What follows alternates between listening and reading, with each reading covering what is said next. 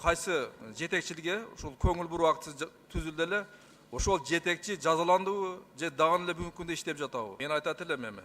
Ошол көңүл буруу актысынычы түзгөндө ошол замат сиздер жогорку кеңешке, комитетке, тийиштүү комитетке келишиңер керек эле. Ушул жерден тийиштүү комитет карап туруп, керек болсо анан башкы прокуратурага берип, ошолорду мыйзам бузууларыны карап, чындыгында мыйзам бузулган болсо, ошо жетекчиге ошол убакытта силер чара көрүшүңөр керек эле да.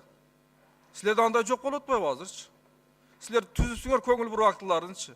Бирок эч кайсы жетекчи бүгүнкү күндө чара колдонулган жок аларга. Жазаланган жок. Siz tуура айтасыз. Бул жөнүндө биз ушул жоопту алгандан кийин институт омбудсманы ген прокуратуранын өзүнө, соттун төрайымына жана жергиликтүү бийлик, башка укук коргоо органдарынын жетекчилигине кайра экинчи, үчүнчү ирет дагы ушул маалыматты кайра жөнөтүп эле ошону менен калып атып турбуз. Мен ойлойм, сиздин сунушуңузду эске алып, мындан кийин жогорку кеңештин тиешелүү комитетине дагы параллельно ушул каттарды жөнөтүлүп, бир ошол чарага биргелешип колдонолу.